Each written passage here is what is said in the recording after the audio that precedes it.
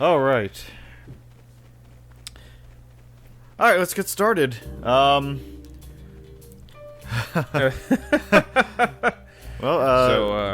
Today's movie was Envy, with Ben Stiller and Jack Black. 2004. And as always, there's definitely going to be some spoilers in this one. Yep. Well, not that you care. Yeah. Like the movie's 16 years old at this point. Yeah. So, I guess I'll start with the obvious thing, which is this is a very, very bad movie. I've heard you talk about it before. Talking about how bad it is by the director of Toys. And that's another. We'll get to that later. Or some other time. But I think you might have overhyped it for me. To me, like, by no stretch of the imagination was it a funny movie.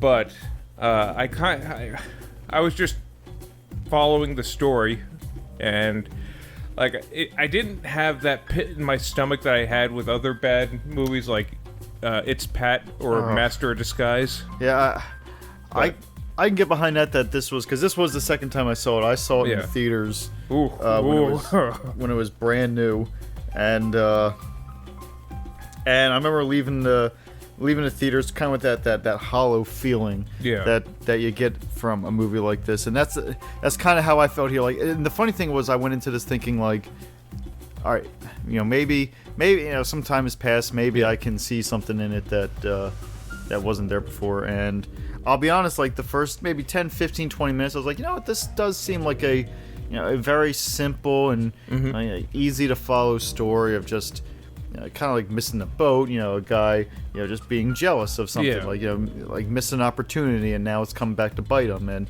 how that can kind of get inside you and worm inside you. So I'm like, all right, and I even remember like chuckling at a few things that I probably didn't chuckle at the first time. Yeah, there were a few things like the kid playing the piano concerto. Yeah, and the other kid just bashing a doll on a trash can lid. Like, so I was like, okay, that's kind of funny. I probably did a every now and again, because I was like, all right, that joke isn't hilarious, but there's a element of humor in there that I like. And then I don't know where it was, but like there was a certain point where the movie just stopped even getting that out of me, and I was like, all right, I want this to end. Like, I think the movie's biggest flaw is that it overstays its welcome with a lot of the jokes. Yeah. Like when a joke would naturally end or conclude, they kind of stretch it on 2 or 3 times longer than it would naturally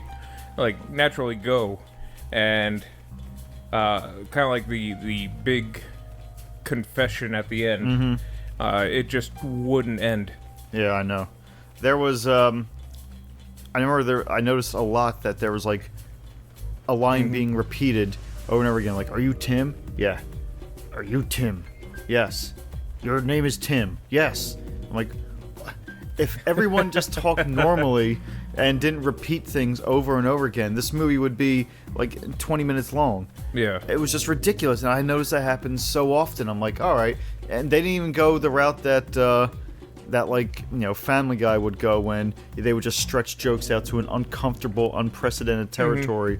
They wouldn't even do that, because that almost would work every now and again, where it's like, all right, this isn't funny, but the fact that it keeps going so long, it becomes absurd, kind of becomes the joke in this. But no, they just wouldn't even do that. Well, I think Family Guy did that on purpose, where in Envy, they kind of wore down the joke, still think it was funny. Like, I think what it was is that whoever edited this thing just thought all of the jokes were gold and couldn't bear to cut any one of them. So it just really just overstayed itself. I think the thing that kind of makes me not like this movie so much is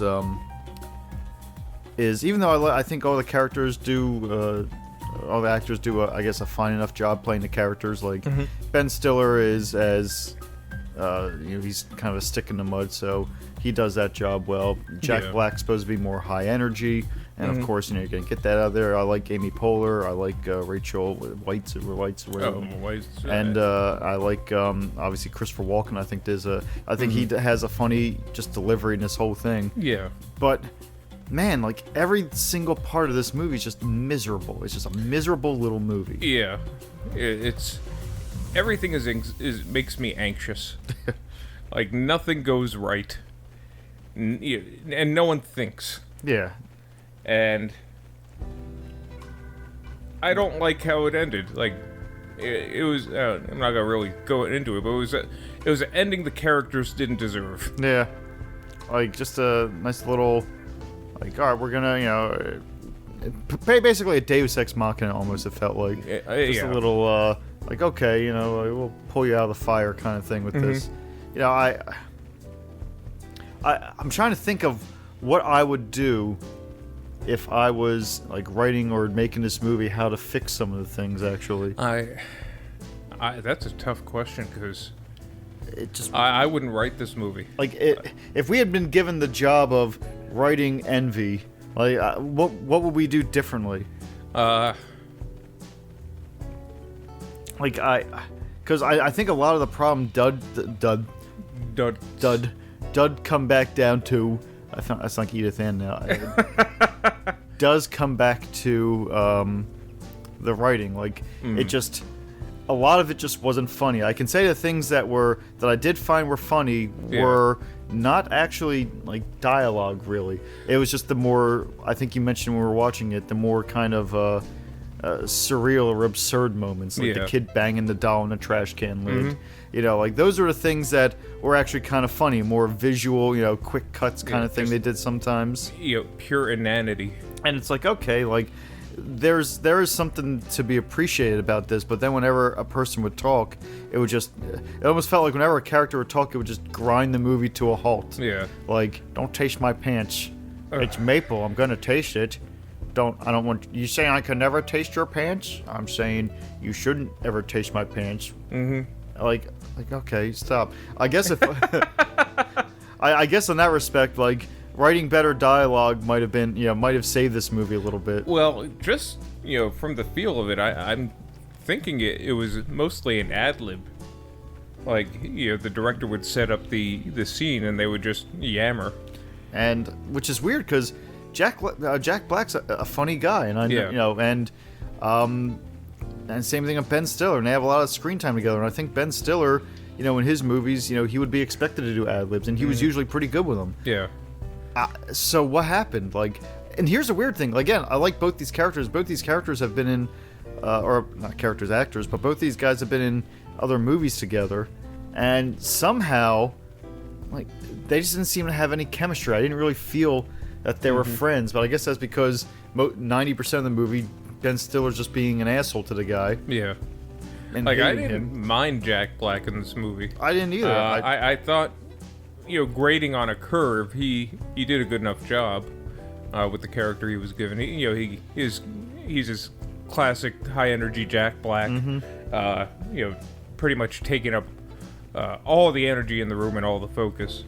So yeah, I didn't mind his character and so much, even though some of his jokes fell flat as well. Like, you should almost feel like this would be a match made in heaven, because you would think with those two actors. Jack Black is high energy, Ben Stiller, like he does have that fast talking thing, but you can tell that he kind of like, it almost seems like he would be the straight man to the Jack Black scene, because both of them would have that like that setup. That setup almost seems perfect, because Ben Stiller a lot of times more deadpan, and Jack Black is more, like you said, like zappity zoopity zippity zop, Yeah, Ben Stiller is, he's played both sides. He can do a good straight man. Yeah, and I think he has done a good straight man. He does it a lot of times. So yeah, it comes down to bad writing and bad direction. In terms of what I would do to a movie about a friend who's jealous of his other friend's success. Yeah, and you have to include the poop in there. Well, a lot of poop. Yeah, poop's fine. I can deal with the poop. I don't know, a murder plot? Like throw Mama from the train type deal? I Yeah, actually, that movie worked pretty fine. Actually, Yeah. I have a bold idea. Yeah. No dialogue, just all that guy singing in the background and all visual inanity. Every time, nobody speaks, nobody does anything, and you just hear the background stuff, and you can tell the whole story without dialogue. That'd be a waste of time. Yeah. But it would be, I feel, less of a waste of time. Envy. You're shitting your pants. Ugh. It's like every time that guy started singing, I just felt like I felt bad. Not that he was singing anything bad, but I just felt like this isn't going away anytime soon. No. This movie isn't over yet. I know it is only the movie's only an hour and 40 minutes. Not even. It was an hour and 39 minutes. Yeah, and I was sitting there, I was like, man, I checked on IMDb, I checked the time right before, right in the middle of it, because I was like, this has got to end sometime, right? I was like, this is a 2-hour slog. But no, I was like, there's no way. Maybe we got the extended edition somehow. I thought the singer was good, and I thought the song was all right. It was a reminder that it's like that, you're on death row, and the warden comes down every time you have lunch. You're like, oh, you're gonna die, dead man walking here, and then walks away. That's what that song was. It was a funeral dirge. It's like I can't even speak. That's how much I can't get through. I can't get past envy. I guess maybe because every now and again the singer would come in and remind you the movie you're watching. It's like, hey there, look at this. Guess what movie you're watching still? And I'm like, yeah, that's right. Shit, we're still watching Envy. Like, son of a bitch. You know what that movie needed? What? An alien abduction. Middle of nowhere, out of nowhere. Maybe when they're about to, dump the horse. I say before the horse. I say when, even though I thought Christopher Walken was probably the funniest character in the movie, I say cut him out, and after he gets fired, then you have the alien abduction. No, I think having Christopher Walken, he's the alien. He's been in alien abduction movies in the past, so he has experience. Yeah. So, you keep him in there, hey, what's that in my ass? Because now I'm seeing it as, Ben Stiller gets abducted, and, now Jack Black doesn't believe that Ben Stiller got abducted, so we can increase a little bit more tension there. Mm-hmm. And then, I don't know, it ends with, an Independence Day scenario, where aliens blow up his mansion. It's like, I'm sorry, I overdoubted you! And they use their shit spray to get rid of the aliens somehow. They spray it, but they also have, a lighter in front of it, so it burns them. And it also... I got it. They're shit-based aliens. They are shit-based alien form. How we're based on carbon. Yeah, they're based on shit. And, because that would be like the Deus Machina thing, at the end of Mars Attacks, where they play the records and it makes them, no, they, it turns out that, the spray is their weakness, and they go to the store and they gather up all the sprays. Kind of like the end of evolution. Yeah, and then they kind of, selenium. Yeah, they kind of have a big showdown. It's like, is there, you can have sorry, I didn't believe you, and that really hurts. Sounds like it. And then then him and Jack Black, they shake their hands I'm sorry, I was so jealous. Sorry, I didn't believe you, And then they get a fire truck, or no, not even a fire truck. They did that, but they get a big fuel thing full of the shit spray. Like a cement mixer. Yeah, and they start spraying it out at the aliens. It's during I guess they're at Independence Hall where the alien emperor is giving his big speech, and they know better. Yeah. Or one of them comes up dressed as a Secret Service, and he goes to shake the alien's hand, and nope, fake guy's got the spray, and he sprays the alien, and he melts the witch in the Wizard of Oz. He just slowly, and then Secret Service they come to stop him, but they see the evil plans roll out of his pocket. Out of the alien's pocket as he's melting, and they're like, oh, they were heroes all along. Oh, so it was a fake. Like the aliens came as a ruse. Yeah, they came as they're gonna stab us in the back at some point. Yeah, like in Mars Attacks when he comes down, and he's like, he has like his little apology speech. Yeah, or like that. But no, they kind of do the they kind of do a thing where they pretend they go to shake the hand and that would make a more interesting movie. Than, I gotta tell you, I might watch that again. If that was a plot for Emmy, like I know that's not really the guy's style, because he's trying to keep it more realistic, kind of like he did with Toys. But no, Toys had a robot and a freaking tank at the end. Toys sucked. Toys went nowhere and did nothing. I didn't really understand Toys, but I guess in that universe we could have an alien invasion. Well, and then you can have Christopher Walken as Randy Quaid's part. All right, you alien assholes. In the words of my generation, because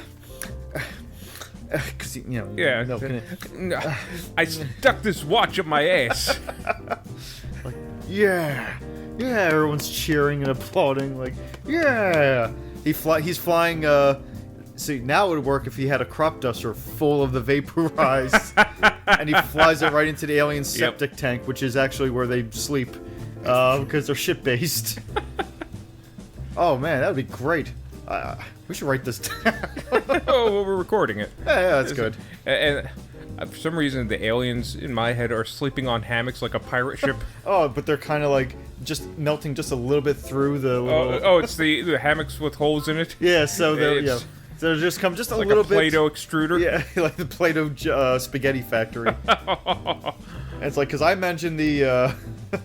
I imagine the shit aliens are brown and coily. But, like, they're not just shit-based, they're literally just shit aliens. They look like the brother from, Weird Science. Oh, gosh. And, yeah, and they have you can have, like, one of those queen shit aliens. It's laying poopy eggs and everything, and, yeah, this would be great. This would be a great movie. Yeah, get away from her, you shit! Like, I'm, part of me thinks this is all disgusting, but then another part of me thinks like, we pretty much watched a movie that the foundation of it is all shit. Yeah, making shit disappear. Yeah, so it might as well, we might as well go all out. Like, if we're doing the aliens, thing, like, it would be a very nice dovetail. Especially because at first they don't believe them, and then, they come down and start doing other things, then they reveal themselves, but they find out that it's an evil thing, and then, but then they kind of, like, I imagine there's, like, a scene where, he's spraying some dog shit, and there's an alien, downwind or something, and gets hurt, and then that's when they realize, like, wait a minute, this might work on the shit aliens. I don't know why I didn't think of that before. And even though Ben Stiller discovers it and implements the task and takes out the Emperor or Queen alien, Jack Black is still heralded as a hero. He's a hero. Because he invented the shit spray. And then we get sequel baiting. Yep. And then you get and then it kind of ends with the aliens, they came from space, and like, have that guy, sing his song again. Like, I imagine, Jack Black drives away, like, or it's like the end of Star Wars, they pin a medal on his but, Ben Stiller's standing next to him, but not with, like Chewbacca without getting a medal, and then it just kind of zooms into his eyes, and there's a quick flash of green in the eyes, like a green-eyed demon, and then, that's it. That's when you fade out, and, then you can start doing the song. Aliens, they came to Earth. The shit thing, they gave them birth. It's only 2 words on Earth. Yeah, it would be great. And then you can maybe even have a post-credits sequence at the end where there's a shit alien living in the sewers, and he's going to be plotting his revenge, like the Chuds. Or you have a post-credit sequence where Samuel L. Jackson comes on and tries to invite them to the Avengers Initiative. You think or invites Jack Black to the Avengers Initiative. You think you're the only shit fighter in the universe? The Avengers Initiative. Yeah, that'd be good. Like, all these great...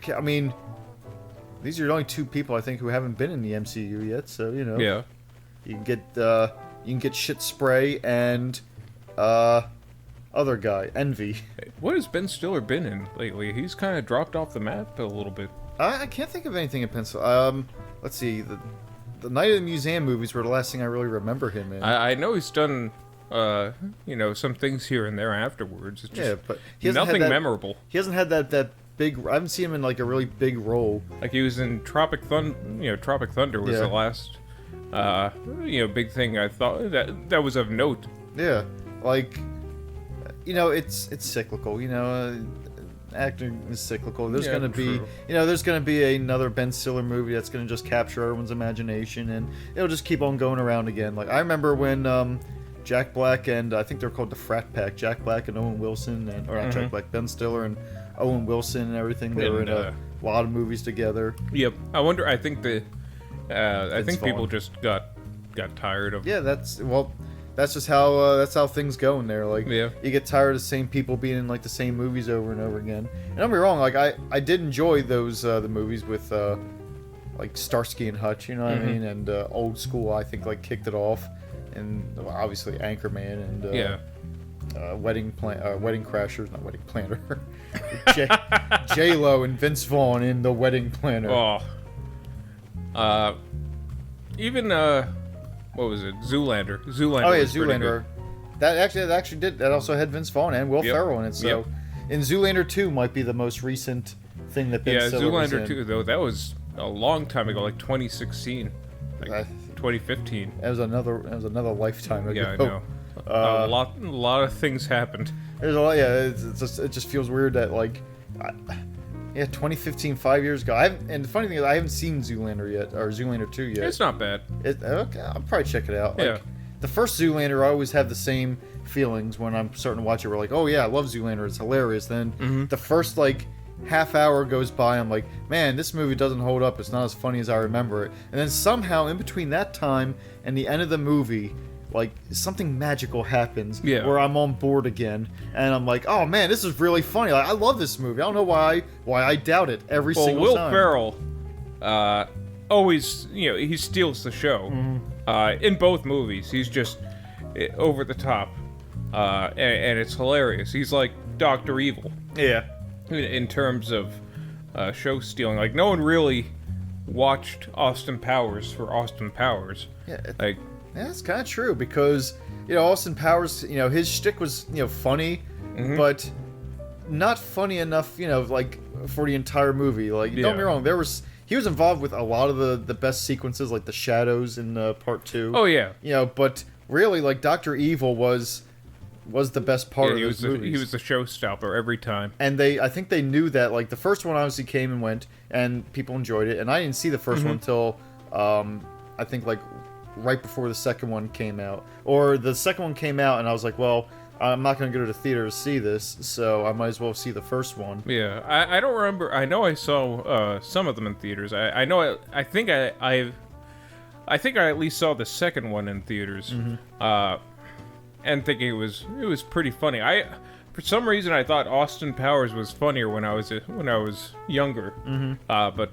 Clearly, it was Dr. Evil stealing the show. Oh yeah, 100%. Like I remember the first time I watched the first Austin Powers. Again, it was right before the second one. And I was like, I was a little underwhelmed. But then I've gone back and rewatched it several times. I'm like, yeah, it was definitely hilarious. But it was I think the writing was on the wall. I think when the second one came out, that Dr. Evil was clearly the bankable star in this. Like Austin Powers is funny, but he really is. He's just it almost feels like he's the foil to Dr. Evil. We want to see more about, because we know more about Dr. Evil's family. We know more about Dr. Evil's like day-to-day life. You know what I mean? And by the third one, I think like he had a good chunk of the movie devoted just to him, and I can kind of see why they didn't do a fourth one after the third one. They've been saying they were going to do one for years. There's still time. Well, after the Love Guru, like I think Mike Myers kind of lost his thunder. Well, I mentioned before, like, he's doing. I know he kind of came back a little bit because he was on the new Gong Show. I don't know if it's still airing, but he was on the new Gong Show, not as Mike Myers, but as like a character, and kind of so like how Martin Short was Jeremy Glick type thing. Yeah. So, like, I wonder if that was him just kind of putting his feet back in the water a little bit. Because I was watching, I was like, this guy is weird, and he kind of reminds me of Mike Myers, but the credits, it doesn't list him as Mike Myers. Mm-hmm. So I kind of like, I went on a campaign, I was like, or not campaign, but went on a mission, we'll say, and I was like, all right, let me see if this is Mike Myers, because it just feels like it is. Mm-hmm. And of course it was. But I feel like, there was just a little bit of him dipping his toe back in. I welcome it. Even though it was definitely a weird character he was doing, I welcome a return to Mike Myers, not just for 4,000 Powers, but like I said before, everything's cyclical, and I'd like to see Mike Myers come back for a little bit, you know what I mean? And do his thing. Because, hey, I liked a lot of his movies. I liked Wayne's World 1. Wayne's World 2 wasn't too bad. Yeah, Wayne's World 2 wasn't too bad. It was more of a parody movie at that point. And I don't remember anything about So I Married an Axe Murderer, but I remember I enjoyed it.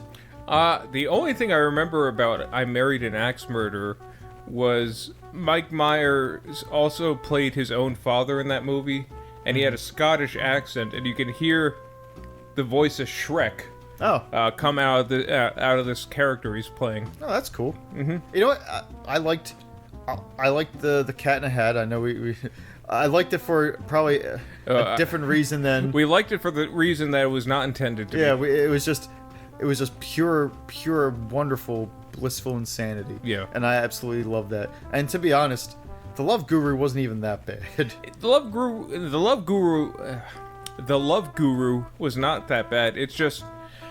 It was hard to really pinpoint the direction the comedy was going in. Like, I didn't... Like, you could kind of tell that they were going for that old, Mike Myers, Austin Powers type bit humor, but then they would take it in another direction, and there were times where I didn't know if his character was being serious about something, or if he was just doing a bit.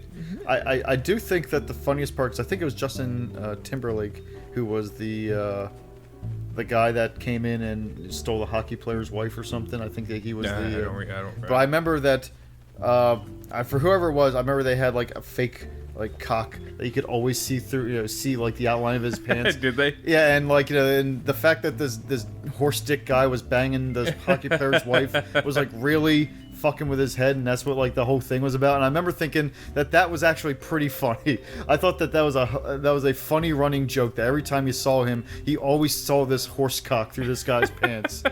And so I was like, all right, that's a funny visual gag. Yeah. Maybe if the movie was just all horse cock jokes, people would have loved it. People would have regarded like Mike Myers' finest. I think Freddy Got Fingered used all of those. That is a discussion. Oh my god! For another day. Oh my god! Oh.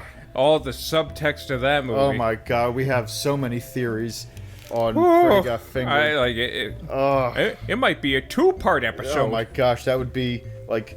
I do want to have before we talk about that one. I do want to watch that movie again. Yeah. Just because I want to see if our theories kind of hold up as as the movie progresses. I only told a couple other people about it, but they seem to think that it was right on, spot on. A friend of mine, Kayla, she said that like she loved that movie, and she was like, "Oh my gosh, I see that."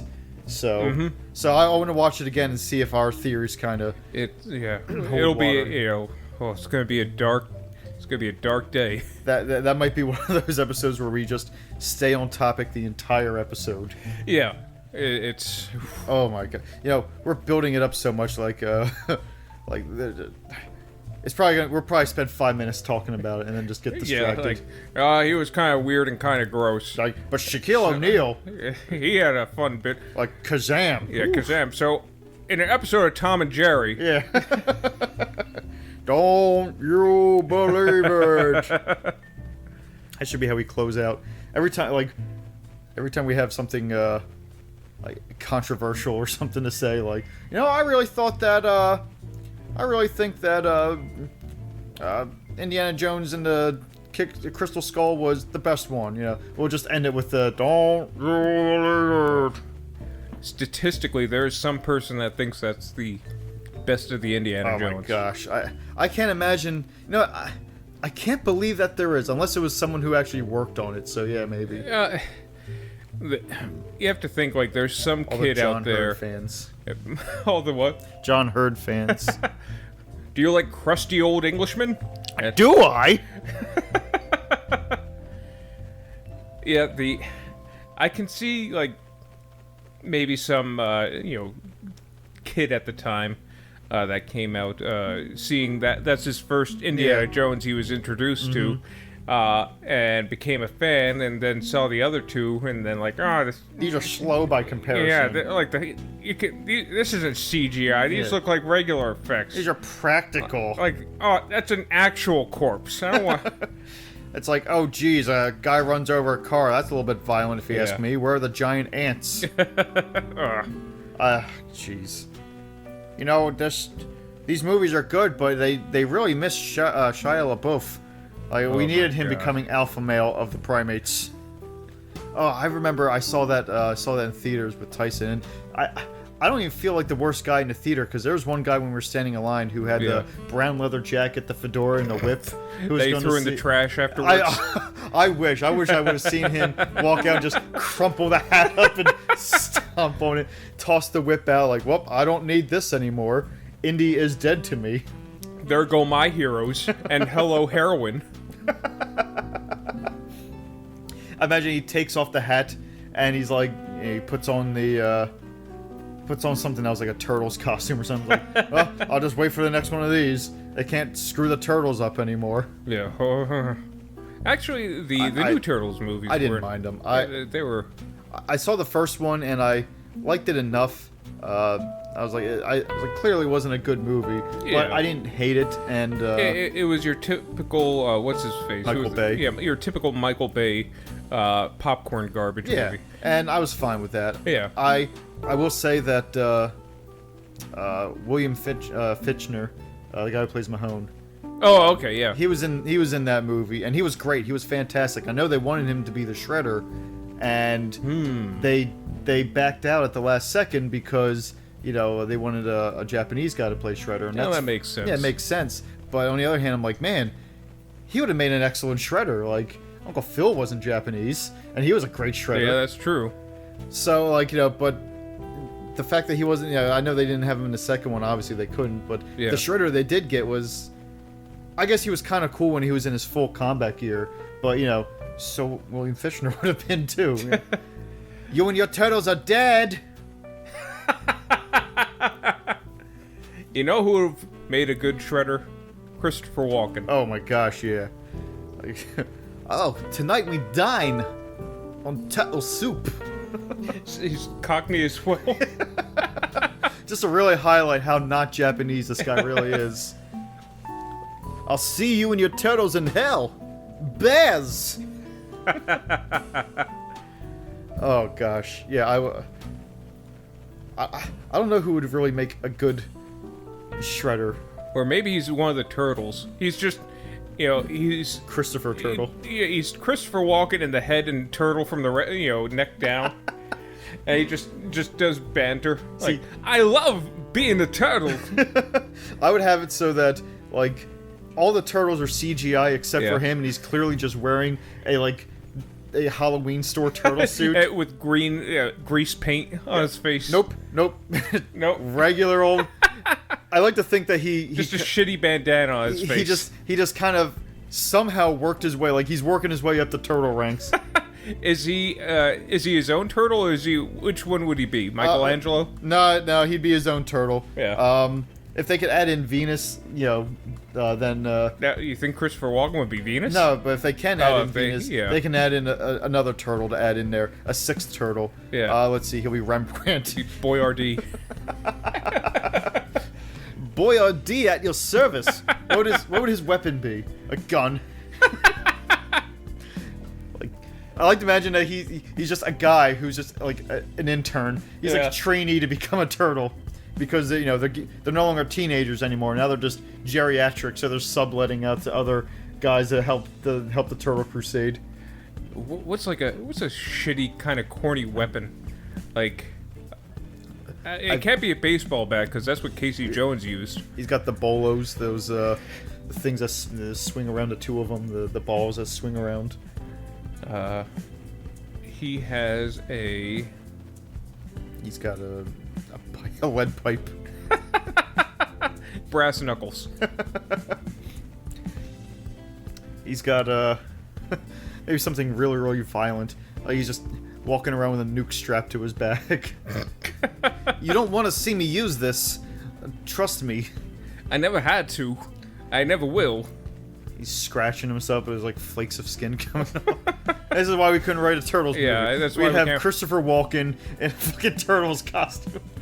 A Halloween store Turtles costume with a nuke strap. Now, is he a fanboy in the movie, or are we supposed to actually believe that he's a turtle? No, he's not a turtle. He's a human. They hired him. Oh, okay. Because I kind of thought the whole time, like, these are all, you have the 4 turtles, and then they introduce Christopher Walken as if we wouldn't notice.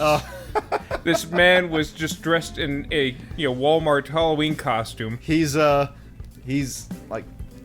of like a Jane Goodall. He's trying to infiltrate the turtle. He's working for the Shredder, and he's trying to infiltrate the turtles. He's one of the Foot Clan.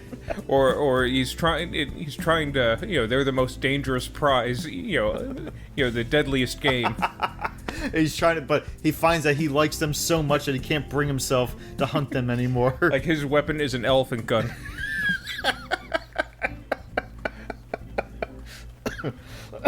And there's always subterfuge. He's always using subterfuge like, why don't you pick up that dime over there while I aim this? I'm just cleaning this. But, like, he never really gets to kill the turtles, and to him, it's really more about the hunt. Yeah. Knowing that he might be able to. Yeah, like, he never finds it, he never pulls the trigger because it's too easy a kill. Yeah, like he wants the thrill of the hunt. Sometimes you walk by, bang, pretending like he's gonna do it. Like, but on the other hand, he doesn't want the turtles to know so they can hunt him because he knows they'll do something. So he's kind of in a rock and a hard place. To him, he's savoring it. Like, he knows that he's in danger, but he also knows that they're in danger, too. Like, he'll be cleaning the gun at the table while they're eating pizza, and just soon... Like, they're all looking at him, but, and as the series goes on, like, I don't think they ever find out totally, but there are suspicions. Like, Leo starts sleeping with his knife. Or not his knife, his katana. Oh, yeah, Leonardo had the katana. Sleep with one eye open. My sons, and you. Don't trust the outsider. I guess Arnold is the Splinter. Don't trust the outsider. You don't know what he wants. What are you talking about, Master Splinter? He's actually been a very good help to us against the Foot Clan. I've seen him aim his gun at you. Oh, he's just cleaning his gun. He told us that. He always cleans with the safety off. He says bang. He says bang when he aims it at you. Oh, that's his catchphrase. I say cowabunga. That doesn't mean I'm really gonna bunga a cow. You should see all the guys that he killed. He shot Bebop right through the head. His head is on the guy's wall right now. And he ate the rest of them. He ate him. He's an animal. I just don't trust him, is all. Again, this is why we can't write the Turtles movies. I don't know. I would watch the hell out of this movie. This would be like, it doesn't have to be canon. It can be a non-canon one-off. Just like, adolescent, deformed, karate, reptiles. Yeah, or science sharks or something. I don't know. Tortoises. Teenage Mutant Ninja Tortoises. There we go. we avoid all laws and everything like that. Any gray area. Master Splinty.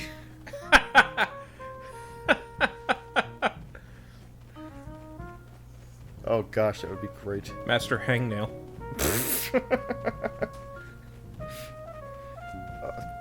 I was trying to think of other things that you could do with Shredder, but like, Slasher. Wait, I think that's actually canon to the... Is it? books. You know, but you know how they did like the Han Solo movie. You know, Solo. Yeah. Its own little solo movie. You know, like do just a one-off that doesn't really mean anything. You know. Shredder. I guess Shredder would have to be Disposer. Disposo. Disposo. Disposy. Casey Jones is just a train conductor. Now that would be good. That would. Casey Jones is back with a giant bat. That'd be awesome. I could get behind that. You know, just I don't want to go into fan fiction here, but if I was gonna write fan fiction, a Turtles fan fiction with Christopher Walken and Arnold Schwarzenegger as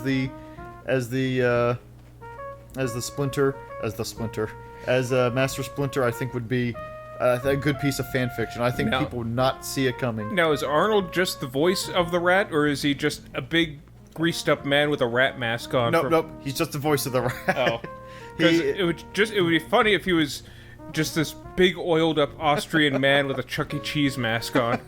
Like I imagine like the puppets, like the turtles are CGI, but the rat is the puppet from like the first couple Turtles movies. Oh man! But then you have Arnold's voice coming out of it. Like I can't imagine the condition those original, like it's probably stuffed in a suitcase like Hoggle from Labyrinth. The eyes just popped out. Master Splinter, you're looking kind of down lately. Go ninja, go! I think I just blew out the microphone with that. You can see my go as we look at it. That would be, oh man, that would be a great. We even talked about April because at this point, like that's too, April O'Neil, Roseanne Barr. No, I got nothing else. No. We'll just keep her. We'll just keep the cartoon April. You know, that's actually perfect. CGI Turtles, puppet Splinter, cartoon April. That's the April we grew up with. Yeah. Or TMNT video game April. I never played the video game. Oh gosh, you have my support. I loved that game. I didn't know it was such a bad game until I, got older and played it. What system? It was the NES. Oh, that game. I have played that game. That's a hard game. I beat it recently, but I only beat it because I use save states, so I'm not really proud of it. When I was a kid, I played the shit out of that game, and I got to the Technodrome. I got to the last level. I got to the last hallway, but the last hallway is a gauntlet before you get to Splinter. Oh, not Splinter. You kill Splinter. It'd be great. No, before you kill Shredder, it's just a gauntlet of things that you just can't avoid, and you just have to take damage. Yeah. And by that point, because the last level was a maze, I never had enough turtles, left. Mm-hmm. And so no matter how many times I got to it, I would always get to this last hallway, get to the gauntlet, and not be able to make it. And then, once you get to the end of the hallway, that's the door to Shredder. And then Shredder, when I fought him from the save state, he wasn't too tough. He was, I'm not wrong, he was difficult, but he wasn't too difficult. And, so I was always kind of disappointed that I never got to see the ending until I beat it now, and then it was like... Was it just black text or white text on a black screen? No, it was actually, because it was based on the cartoon, it was like Splinter says, "Oh, good job for beating him," and then morphs back into a human. And I'm like, oh, okay. That happened. Because I think he was... what was Hamato Yoshi? Yeah. And Shredder's... Rokosaki. Yep. I know a few things. Though, then I guess, the first movie got it wrong, because... Yep. They just had him as a rat who also ate the ooze. Even though and that's the thing, I obviously grew up on the movie and the TV show, even though I guess I knew in the intro to the TV show it shows him turning into the rat. Mm-hmm. I never really thought that he was. I just always thought he was like the movies. He was always a rat, And it doesn't really make sense that this rat was practicing martial arts, but he was just a rat. It was like he was a very loyal rat. That is the kind of loyalty that you only really get from a martial art rat. I suppose. But then again, who keeps a rat in a cage? The Smashing Pumpkins. They had a rat in a cage? Well, despite all their rage, they're still just a rat in a cage. You're the absolute worst. I guess the movie Turtles were a lot different than the cartoon Turtles because, you know, they didn't even have Bebop and Rocksteady when they had the perfect chance to have Bebop. Toka and Razar. Raza or something. Razzie might as well be. I mean, they had Vanilla Ice in there. So, once you have that... He's a mutant on his own. Although, I think Cool as Ice should be a movie we watch at some point. Didn't we watch that? I don't remember watching it. I don't think I've ever watched that, though. I had it at one point. It is possible because we watch a lot of Drek. Yeah. There's a lot of bad stuff. Though, some movies are clearly worse than others. Yeah. Like, it's weird. Like, sometimes we'll find, like, on Hulu or Amazon, we'll find something that just looks like, oh, this looks terrible. Mm-hmm. A 1980s low-budget space thriller, like the one with, what was the one we just watched with that, like, Shithead Bob or something like that? It was Shithead Bob. It was like, the guy came back from space after being in there for, like 5 years. Oh, God, what was that called? The pig aliens. And, I forget what that was called. And they had that street punk guy, that motorcycle gang guy. Yeah. Who was a really good character through and through. And it was like the highlight of the movie. It was like, man, the best character in the movie. Yeah, this guy's awesome. Like, why can't he be the hero? Why is he villainized? I don't know. But that movie wasn't terrible. It wasn't the worst thing by far, it wasn't the worst thing we've ever watched. There was no Gummo. Oh, no. God, it was not Gummo. It was not Across the Universe. Oh, gosh. It wasn't Ouija Experiment. And it wasn't, It's Pat. It wasn't Kangaroo Jack. We have a lot of just... These are some of the bottom Drek movies. It wasn't Pink Flamingos. I like that movie. Don't get me wrong, I was shouting every 5 seconds at that movie, and I did cry when it was over, but I do like that movie. I do think it was kind of... the funny parts were funny for the reasons they were supposed to be funny. I guess. I can't watch that movie and say that John Waters had no talent, because he clearly does. It was a dark delve into parts of me that I didn't like, and I didn't like enjoying, like, or laughing at this movie about. Mm-hmm. You know, like, the guy has blue pubes and he's got blue hair. That's funny, but you know what? That was funny. It's a funny movie. But the ending was... The ending was bad. Then you had the singing asshole and... oh gosh, it's like funny. I couldn't look at that part, but you could probably hear me cackle across the street from watching that part. Like, just me, like, oh, I don't want to see this. Oh, this is disgusting. But you know, it's still kind of funny. Ooh, mow, mow, ooh, mow, mow. We can't. That song has been ruined. Bird is the word. Is no longer. It's dead. It's just dead to us. Been completely ruined. Like, I know Family Guy has used it a lot in their episodes. It's like Peter's like big song. Yeah. But I still can't divorce that song from Pink Flamingos. It's been singed into our brains. And I almost feel like, all right, Seth MacFarlane, have you seen Pink? You probably have seen Pink Flamingos, has. But like, there's a joke in there. Somewhere the pieces of a joke are there for Family Guy with that song and with Pink Flamingos. I don't know how they would do it. And get through standards and oh yeah, I'm sure that's too much even for Fox. Like, listen, we can't have an asshole, but it's animated. Does that mean Family Guy is owned by Disney now? Yeah. It's not on Disney Plus for some reason. Yeah, I wonder why. But it's like, I think that I can't say this for any certainty, but I think that the biggest get for Disney buying Fox was The Simpsons. I feel like they didn't need The Simpsons to have on their Disney Plus when they launched, but I really think that was their the crown, or the jewel in their crown kind of thing.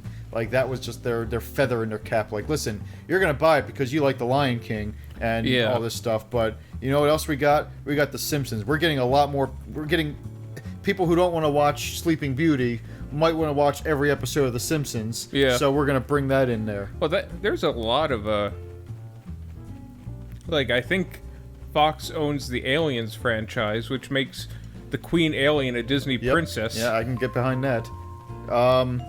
Fox I know I've seen this before, but Fox now owns, Fox owned Rocky Horror. So Frankenfurter is a Disney princess. Yep. So at least that's what the meme says. You know what? I'm all aboard that. Frankenfurter's awesome. And so is what's his name? Klinger from MASH.